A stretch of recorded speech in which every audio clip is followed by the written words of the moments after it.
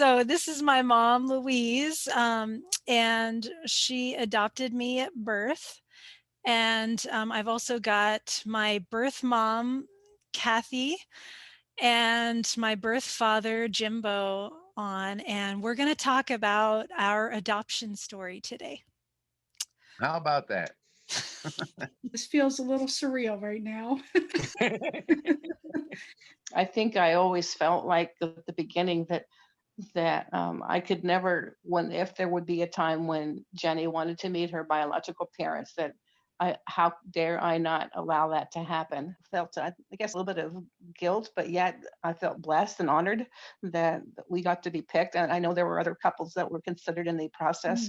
The team that just made that decision were all in prayer about it together, and that's what made it so awesome, is to know that they all prayed together about the placement for this child. Well, Gary and I had already made applications for adoption because we discovered that we weren't able to have our own children. So, and I've always wanted family, so I wanted children. So that we've been married, 3 years maybe by that time. And so I decided it was time, and I was already in my early 30s. Gary wasn't real thrilled with the idea of raising someone else's child, but that was his own confidence in himself as a father. Gary went through the home study, which was very difficult for him because he was always felt like he was being judged. And but it helped him put his feelings out there, and I think he was a great dad as far as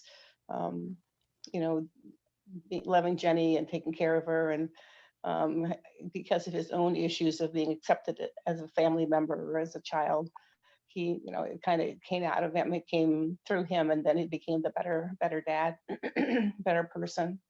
I knew it was in him. We just had to throw Jenny in there to pull it out of him. So, but I must say, I think Jennifer was the one that brought him out of his shell and helped him become the dad that he was meant to be. Wow, that's so cool. It is cool.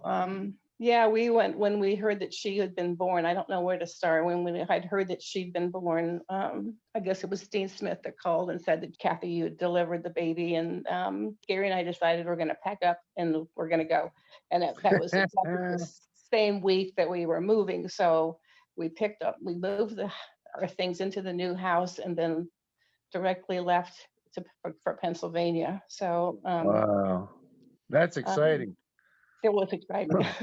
That time of that season, like 80, 81, there was just a bunch of movies on TV about adoption and kids being adopted and finding their biological parent, and then, getting returned to to their biological parent. And it was kind of scary because we thought, what if they change their mind and they decide they want to keep the baby, and all those things that kind of flooded my brain.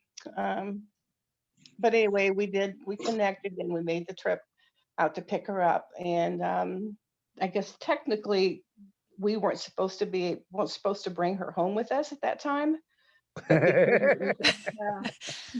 So anyway, when we talked to the attorney and everything, and I guess it got approved that we could bring her back to Kansas. We had made the promise that we'd bring her back in the 6 months to finalize the adoption.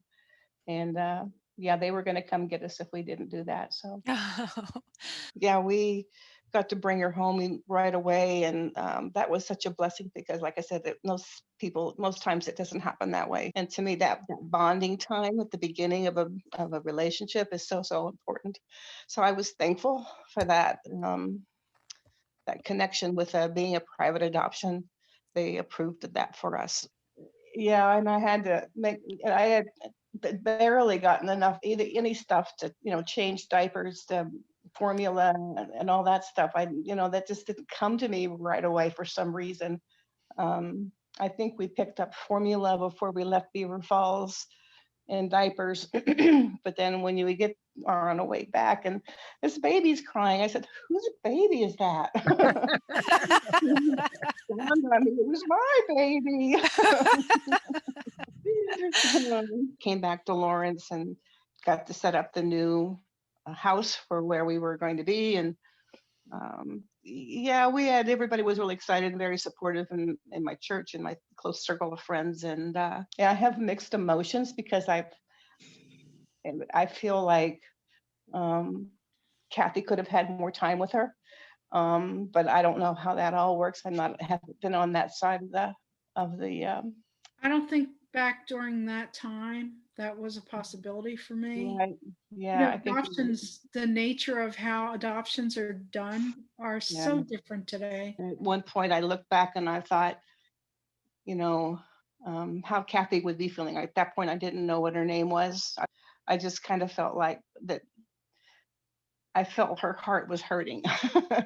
And I didn't know how to do that except for just to pray for her and to give her comfort. I thought, well, maybe one day we'll get to meet her, and there is no way that I'm going to withhold a relationship with her biological mom from Jenny. So that was always my goal. It wasn't my prize or our prize. It was a prize that was jointly done together. God's been good, and I'm thankful for the relationship that we've been able to develop with Kathy and Jimbo.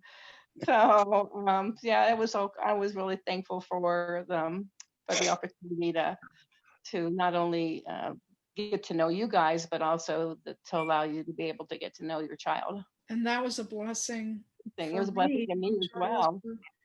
for Jim. I mean, I remember making my initial contact was I didn't expect anything more. I just Right. figured because I was in that working for that adoption agency, I figured if Jenny's anything like me, she's going to want to know everything about me, Yeah. what happened and why and all that stuff. So that's why I sent the pictures and the letters and all that. Oh, that's so cool. It, and it was a matter of give her the information that she needs, but I never in my heart thought this was actually I was going to actually having a relationship with her, become Yeah. a part of her life. I never expected that, and it was just such a blessing. God's putting the pieces together in the big picture Yeah. of where we each belong. And when you look at the picture of Christ into his family, that's kind Yeah. of how I related it. As far as how dare I not let someone be a sibling or a parent or connected to a family unit if I'm a true Christian and I believe in God's sovereignty.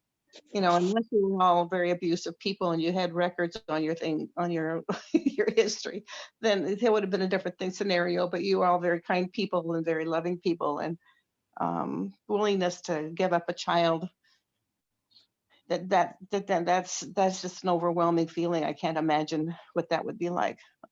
So I'm just eternally grateful for all the loving support and the continued support that you guys all give to Jenny and to the family.